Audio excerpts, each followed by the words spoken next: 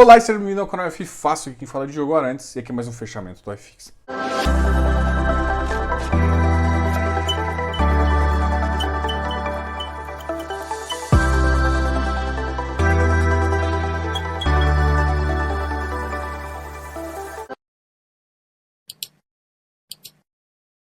Bora? Putz, tem tempo, né? Parece que tá cada vez menos a gente tá conversando. Essa semana também a gente vai ter duas lives, a gente vai ter duas lives com a XP. A gente vai falar na terça-feira com o Pedro Carrais sobre o XP Log, tá? Ixi, hoje até teve uma queda bem forte dele. E na quinta-feira a gente vai falar sobre FIPE também com a XP, com o time lá de infraestrutura da XP. Depois a gente vai falar mais disso, ok?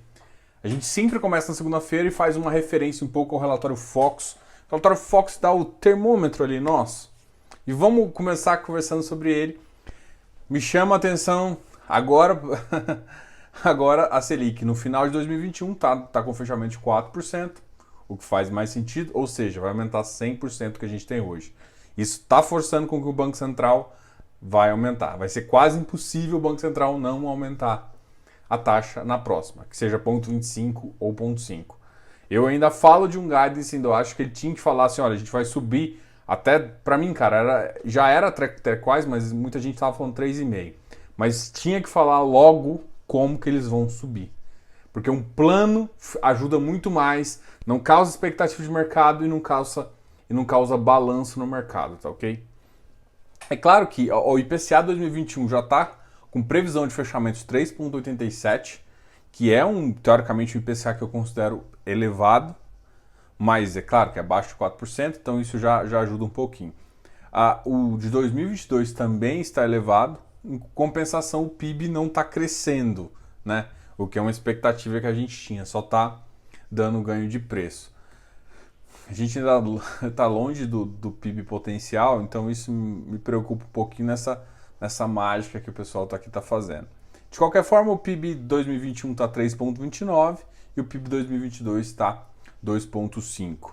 Selic a 4, como eu já tinha comentado, mas Selic a 2022 a 5,0. E o câmbio foi um outro que subiu bastante, 5,10. É claro, principalmente com as últimas, com talvez a última fala do nosso querido presidente, causou uma certa barulho ali, ruído, né? Na verdade ele causou ruído porque depois ele veio com um pacote um pouco mais pró-mercado, enquanto ele causou um ruído na Petrobras, depois ele veio com um pacote mais pró-mercado, falando um pouco da Eletrobras e dos Correios, é alguma coisa que o mercado queria, é uma coisa que já estava na expectativa. Hoje também teve uma notícia muito negativa, principalmente com a notícia de uma alta da CSL para compensar os tributos do diesel, e isso faz com que isso afeta bastante o nosso setor bancário e a gente, vai ter mais problemas aí pela frente. Então, toma lá da cá, né? A gente tenta resolver um problema do combustível, mas mesmo assim a grande questão é o seguinte: estão tirando essa alta, mas na bomba para o consumidor, isso é uma diferença bem complicada aí que não dá para realmente se enxergar que isso está fazendo. Então, é aquela coisa. Você eleva o imposto para compensar uma coisa, mas na bomba, de fato, que é o mais importante, não chega. Então, tira tributo ali, mas e na bomba, onde que eu estou vendo? Enfim, não subiu tanto. Vamos ver aí se realmente, porque teoricamente a solução seria a partir de agora, né? Vamos ver agora quando eu for na bomba, porque agora a gente, além de tudo isso, a gente está numa época, pelo menos aqui na minha cidade, está em lockdown. Pela uma enquete que eu fiz, pelo menos 40% das cidades do Brasil estão em lockdown. Isso, de novo, você vai ver shoppings fechando, você vai ver regiões ainda sendo afetadas economicamente, e isso foi refletido hoje, principalmente nos fundos imobiliários. Então hoje o iFix não teve um dado muito positivo, tá ok? Só para você ter ideia, em compensação a bolsa ela não absorveu isso do impacto negativo que teve, ou seja, o fluxo de caixa está mais importante para o fundo imobiliário, que também estava, eu acho que até estava um pouco exagerado em algumas coisas, esperando que a normalização acontecesse um pouco mais rápido. O Ibovespa hoje bateu 0,27, chegando na faixa de 110,335, então ele já tinha descontado muito, né? Ele estava na faixa, chegou a bater 123, 125, foi a máxima ali. Tá bem abaixo já disso, e isso já ajuda um pouco a essa queda não ser, porque a gente já está no patamar mais baixo, o iFix ainda estava um pouco alto. Eu acho que isso reflete um pouco essa diferença entre os dois. O dólar hoje caiu um pouco, 0,09%, chegando a 5,60. Bitcoin voltou a subir. Teve mais gente, eu quase não falo de Bitcoin aqui, mas teve muito mais gente, casas como a JP Morgan começando a recomendar como proteção. Quando acontece isso, normalmente é época de vender, não é época de comprar não, tá? Só um detalhe aí. Teve várias coisas positivas na bolsa. Hoje, por exemplo, a Prio subiu 5,52. O Pão de Açúcar caiu, nossa, 68,84%. O que é isso? Cielo caiu 6,11%. Teve alguma coisa que aconteceu aí. A gente depois dá uma olhada aí e conversa com vocês. Vamos falar um pouquinho então dos fundos imobiliários, do iFix. Olha, vamos só... o iFix hoje caiu 0,32%, também foi uma queda muito monstruosa, fechando a 2.877. Lembra que ele estava na faixa dos 2.900, ainda longe daquele rompimento, vamos supor, muita gente é grafista aqui, daquele rompimento de 840, 830, que foi uma época que ele ficou testando ali durante quase toda a pandemia. Então, teoricamente, se a gente for pensar como grafista ali, aquilo lá seria um piso ali para o fundo imobiliário. Mas o mercado aqui está se comportando, a queda nem foi tão drástica, em compensação, em relação às shoppings, você vai ver que a gente caiu mesmo. Um ativo que caiu muito, que talvez principalmente pela sexta, foi o IFIE. Ele caiu 5,56. Ele estava na faixa de R$100 e fechou o dia em 94,02. É aquela máxima das pessoas que não sabem precificar. Depois, isso é bem interessante aí. O MiFi hoje também caiu um pouquinho. Eu acho que o pessoal ficou um pouco decepcionado com o yield dele. Mas se alguém consegue analisar, ele foi prejudicado em duas partes ali por conta da oferta, que ele teve que retornar o valor, então ele perdeu um pouquinho lá e parte também tem quando você retorna, mesmo sendo lucro e tal, se tiver algum imposto de renda que você não quer fazer, para repagar as pessoas, você tem um efeito caixa meio ruim também. Eu acho que parte disso foi isso. As pessoas descontaram bastante, mas de qualquer forma, se você for pensar em termos de VP, que é uma máxima ali, que o mercado de FOF joga, ele tá bem. Só que tem que lembrar que ele é um mix, né? Ele é um mix de FOF, então ele tem que estar ali próximo, mas ele também tem um percentual de ação. Só que como o Ibov caiu bastante, o iFix ali você tem que compensar. Então, não quero falar se o preço está correto, se não está, mas tem coisas que fazem sentido. É claro que quando novamente o Ibov voltar a atingir níveis mais altos, esse ativo é um ativo que pode sim se beneficiar, entendeu? O XPCM é aquele ativo especulativo que todo mundo adora. Hoje chegou a 39,03, a máxima foi 40,75, 38. Negociando, hoje já negociou 5,78. O pessoal começou a ficar com medinho, porque a negociação dele antes era uma faixa de 1,2. Então pararam de brincar com esse ativo, tá ok? Então o volume de negociação deles da última semana para cá já começou a cair, tá?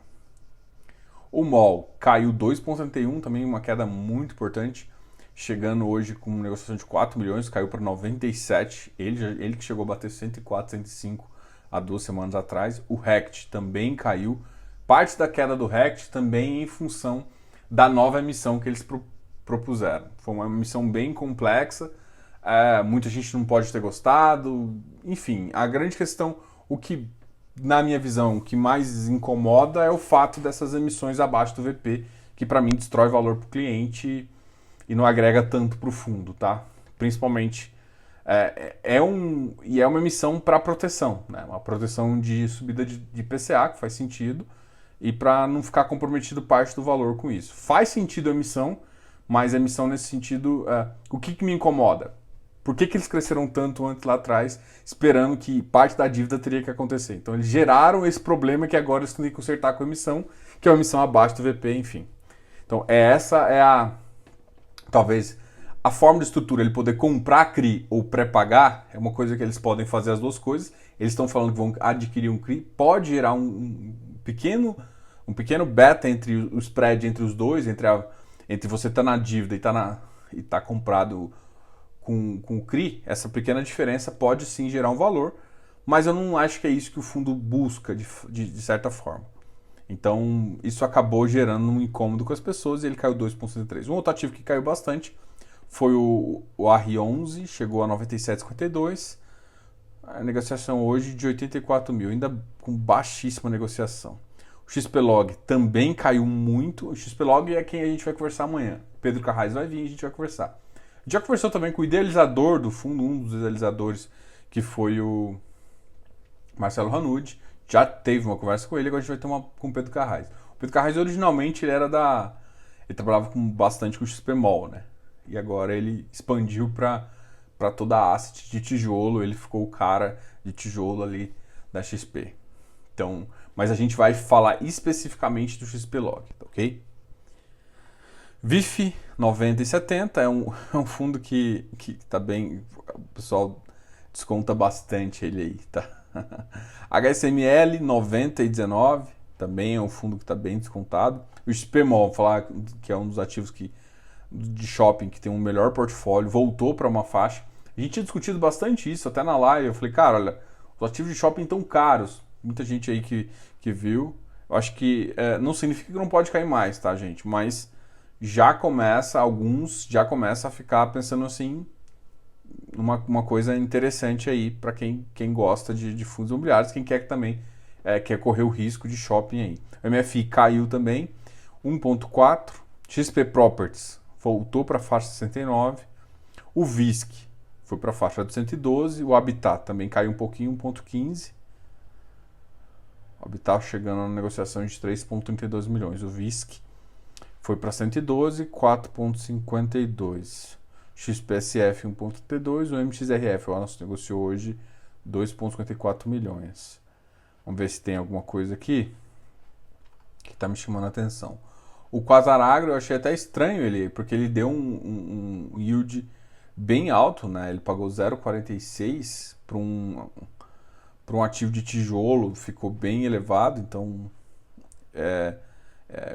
eu acho que o pessoal pode ver algum potencial nesse ativo ainda. RVBI 93,12, LVBI 116. A gente vai conversar com o pessoal também. AFCR 113, olha, voltou a cair bastante o AF. Ele chegou agora com um volume de 500 milhões. O RBR Properties também está sofrendo com emissão, ele está em emissão a 88. Então, se for pensar, o spread está relativamente alto. Muita gente, inclusive, vendeu antes de entrar para poder participar da oferta pública. Essa oferta pública para mim vai dar uma sobredemanda, tá? Então é uma expectativa que eu tenho em relação à oferta do RBR próprio. Em compensação, já abriu também a oferta do RBRY, né? Que é o fundo que mudou o nome, né? Antes era High Yield da RBR e agora chama Crédito Estruturado, que na verdade ele está um pouco como Middle Risk, ele tem ativos de crédito nas duas pontas. A gente até vai conversar um pouquinho mais sobre ele mais pra frente, tá ok? CAFOF tá aqui. Gente, caramba, hoje tá bem vermelhinho, né? Vamos agora falar dos ativos que mais subiram. A gente falou bastante, porque tá tendo muita oferta. Então a oferta faz com que... inclusive eu acho que o ARRI foi um dos motivos dele cair, que muita gente eu tava em alguns fóruns, muita gente já tá pensando, putz, eles fizeram isso e vão fazer uma missão, e aí o pessoal já tá começando a fazer algumas vendas. Então, em compensação, e muita gente que entra no ativo e quer sair logo depois, né? Tem esses dois fatos, porque hoje foi o primeiro dia que ele é negociado ex-dividendos, tá?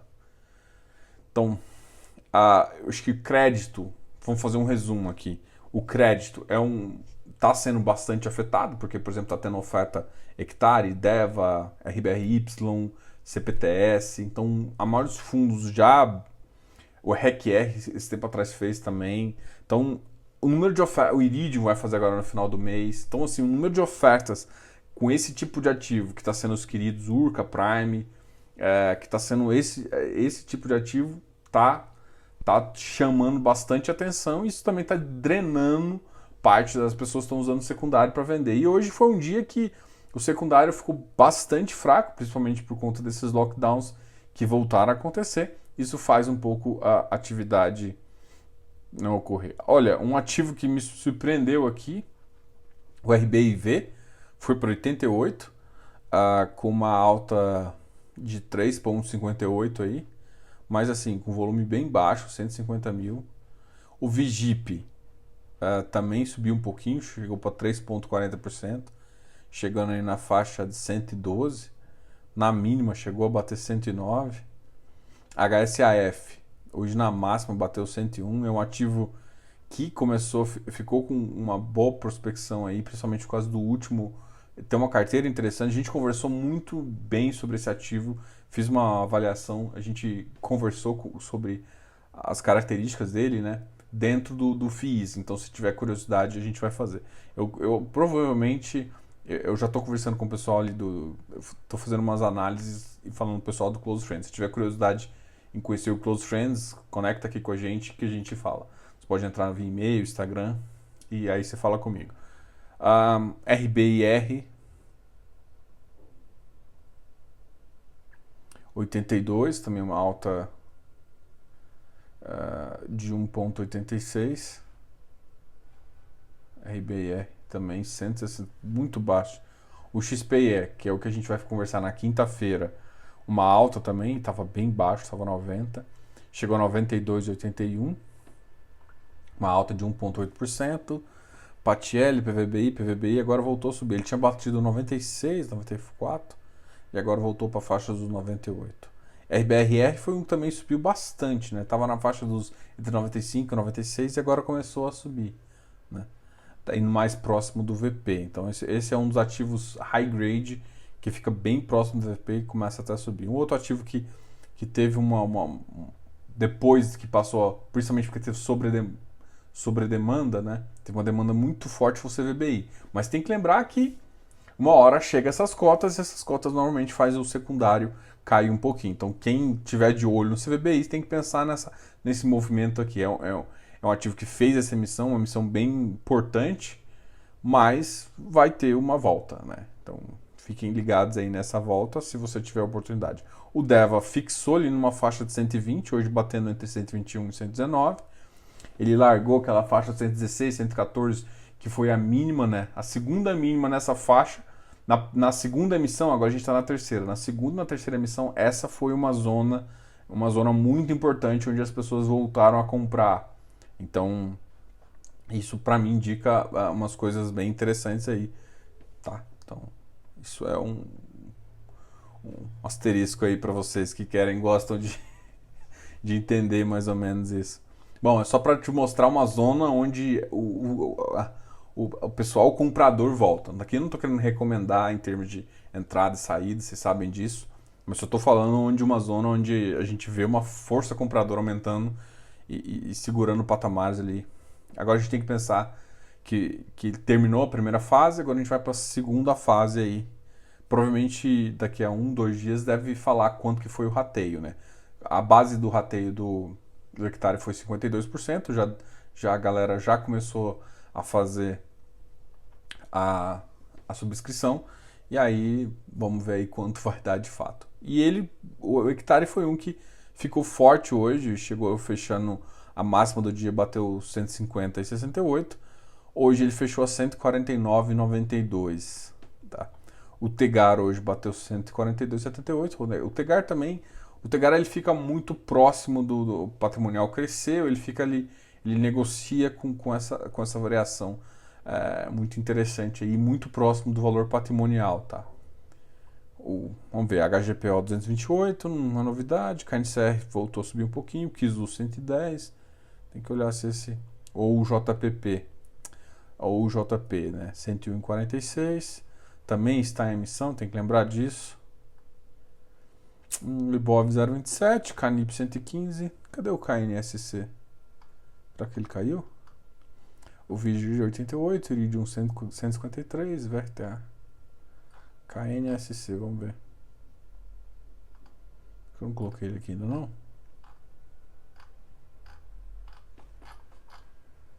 Vou colocar aqui.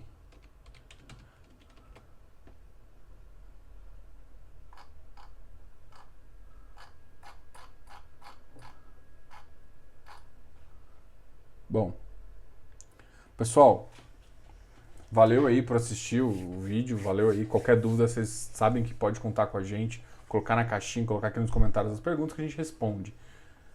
Um detalhe muito interessante aí, qualquer dúvida que vocês tiverem e quiser, por exemplo, fazer uma consultoria, a gente tem uma empresa aí para te ajudar e eu sou consultor CVM também para te ajudar aí nessa sua jornada de investimento, né?